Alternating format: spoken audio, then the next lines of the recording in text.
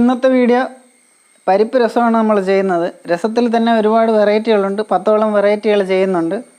ഇന്ന് നമ്മൾ പരിപ്പ് രസമാണ് ചെയ്യുന്നത്. അപ്പോൾ നമുക്ക് ഒരു 25 അല്ലെങ്കിൽ 50 ഗ്രാം പരിപ്പ് നന്നായിട്ട് വേവിച്ചുടച്ചത് ആവശ്യമുണ്ട് പരിപ്പ് രസം വയ്ക്കാൻ വേണ്ടിയിട്ട്.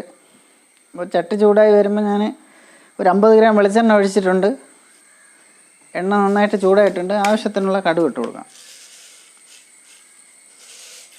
1 സ്പൂൺ കടുക് ഇട്ടു.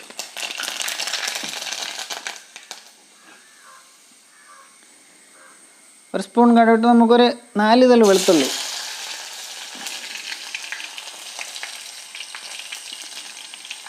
ഒരു ചെറിയ പീസ് ഇഞ്ചി, ഒരു 5 ചെറിയ ഉള്ളി ചതച്ചത്, ഒരു 3 പച്ചമുളക് പൊടിയായിട്ട് അരിഞ്ഞത്, ഒരു 2 വറ്റൽമുളക് 2ആയിട്ട് കീറിയത്, ഒരല്പം കറിവേപ്പില. ഇത്രയും സാധനങ്ങളിട്ട് നന്നായിട്ടൊന്ന് വഴറ്റിയെടുക്കണം. ആദ്യം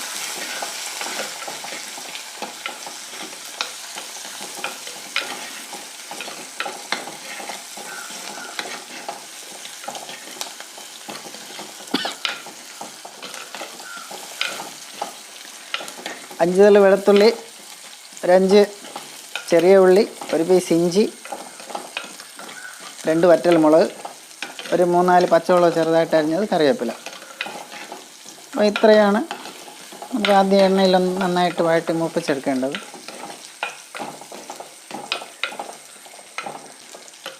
പരിപ്പ് രസം എന്ന് പറയുമ്പോൾ ഇതൊരു കേരള തമിഴ്നാട് റെസിപ്പിയാണ്. ഏറ്റവും കൂടുതൽ ചെയ്യുന്നത് തമിഴ്നാട്ടിലാണ്. പക്ഷേ കേരളത്തിൽ ഒരുപാട് പേര് പരിപ്പ് ചേർത്തിട്ട് രസം വയ്ക്കും. കല്യാണ സദ്യയിലെല്ലാം ഈ രസം വയ്ക്കുമ്പോൾ പരിപ്പിൻ്റെ വെള്ളം ഊറ്റി രസത്തിൽ ഒഴിച്ച് മിക്സ് ചെയ്തെടുക്കുന്നുണ്ട്. അതാണ് കല്യാണ സദ്യയുടെ ആ രസത്തിൻ്റെ ടേസ്റ്റ്. അപ്പോൾ നമ്മൾ വീട്ടിൽ വയ്ക്കുമ്പോൾ പരിപ്പ് വേവിച്ചിട്ട് ആ പരിപ്പ് കളയേണ്ട ആവശ്യമില്ല.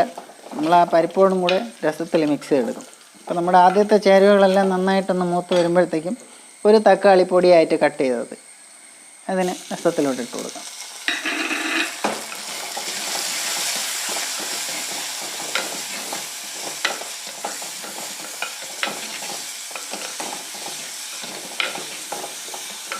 തക്കാളി ഒന്ന് ചെറുതായിട്ട് മൂത്ത് വരുമ്പോഴത്തേക്കും നമുക്ക് പൊടികളൊന്ന് ചേർത്ത് കൊടുക്കാം.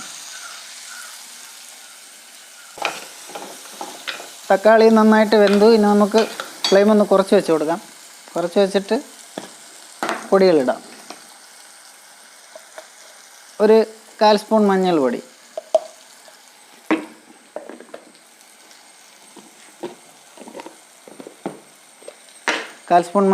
ഇട്ട് ഒരു 1/2 സ്പൂൺ ജീരകം പൊടിച്ചത്, 1/2 സ്പൂൺ ഉലുവ പൊടിച്ചത്,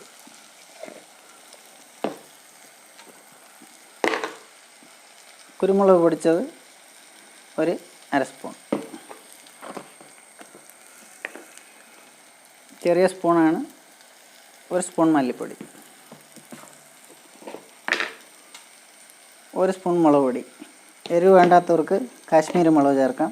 എരിവ് വേണമെന്നുള്ളവർക്ക് സാദാ മുളക് പൊടി. ഉലുവ പൊടിച്ചതും ജീരകം പൊടിച്ചതും എല്ലാം നിർബന്ധമാണ്. ഇനി നന്നായിട്ട് ഒന്ന് മിക്സ് ചെയ്തെടുക്കണം.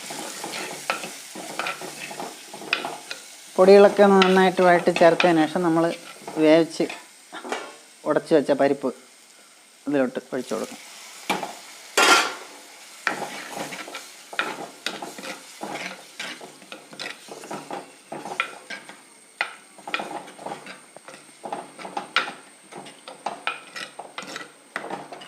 എല്ലാം നന്നായിട്ടൊന്ന് മിക്സ് ചെയ്തതിന് ശേഷം നമ്മൾ പുളി ഒഴിക്കണം.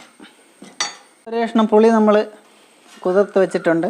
നമ്മൾ ചെറിയ പാത്രത്തിലാണ് രസം വയ്ക്കുന്നത്. അതനുസരിച്ചിട്ടുള്ള ഒരു ചെറിയ കഷ്ണം പുളി. പുളിയെ നമുക്ക് നന്നായിട്ട് ഇതിലോട്ടൊന്ന് യോജിപ്പിച്ച് കൊടുക്കണം.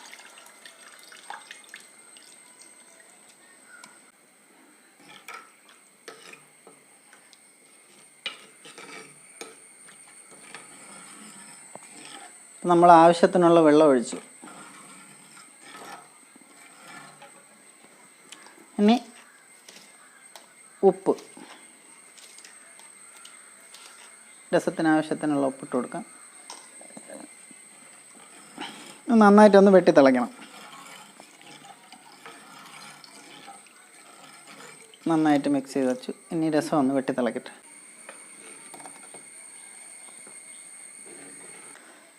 രസം നന്നായിട്ടൊന്ന് വെട്ടിത്തിളച്ച് ഒരു 5 മിനിറ്റെങ്കിലും രസം നന്നായിട്ട് വെട്ടിത്തിളയ്ക്കണം.